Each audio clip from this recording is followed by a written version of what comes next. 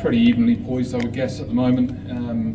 Plenty of wickets, obviously, in the course of today, but the game is moving forward pretty quickly. And who knows what tomorrow will bring. I think you'll see, the pitch probably continue to be lively and more sea movement as the day goes on. And who knows, whoever bowls well or whoever bats well from this sort of period, I think will come out on top. But I think it's evenly matched at the moment. What was your assessment of how England batted? Obviously, opened to fill out the box, but then England came back in that middle session. Yeah, again, we're trying to work out why. Is it the heavy roll or is it the new ball that sort of skids on when it's at a good time to bat? You can see Jaiswal's come out tonight and played positively, and we'll see as it goes on. But I thought we played really nicely. I thought that opening partnership was great to watch. Obviously, the entertainment of it was superb. Very different in terms of the traditional style of Test cricket, but the Indian bowlers fought back quite nicely and had good momentum. And we weren't able to really then carry on and sort of dominate in the fashion that we wanted to, because we were just not getting partnerships together and we kept losing wickets, so it was quite tricky at that point. When you see 3 catches go down like we just have, is that a frustrating mini session? It's always, you're always frustrated when you miss opportunities, of course.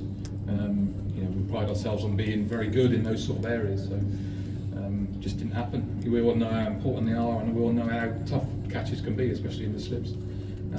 So disappointed, but it is what it is. And just a word for Chris Wokes, he's out of this game. Sounds like he's facing a decent period on the sidelines. Potentially, yeah. I think I don't know at this stage. I think more scans will be needed, more specialist opinions. As with all these major sort of injuries, as what potentially what it might be, is like who knows what how it lies ahead. But specialists will work that out and they'll plan accordingly. We'll go Paul and Matt, please. Marcus, there was a little bit of bad feeling out there again today. Can I ask you about a couple of the incidents? Firstly, we've rarely seen Joe as angry as that when Krishna said something to him. Do you know what was said there? It was nothing that you wouldn't hear on a normal sort of game day or anything like that. I think just Joe reacted potentially differently than what you've seen him before.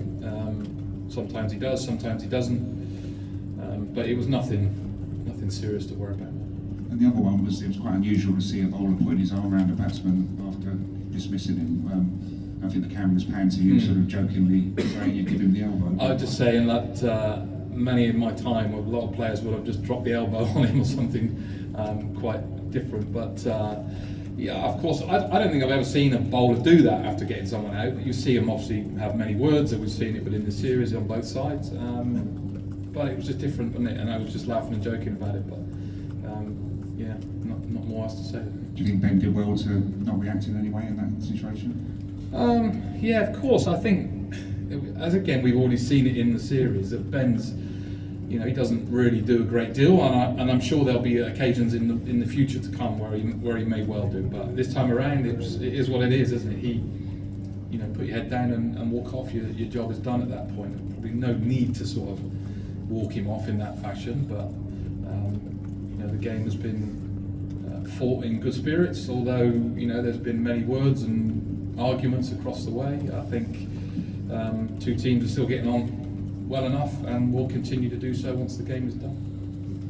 Mark, it's obviously been a long, tough series. Do you think that sort of played into the drop catches towards the end of the day, maybe concentration and just tiredness? No, I don't think that'll be anything to do with it. I think that happens over the course of some days, some games.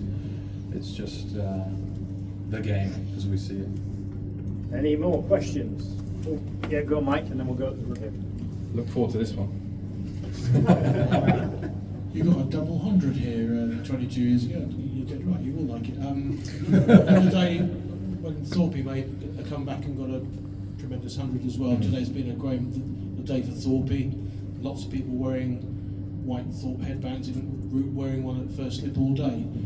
He's obviously still held in very high regard in your dressing room, isn't he? And do you think he would have enjoyed his view from the celestial dressing upstairs at the entertainment served up today? Oh, for sure.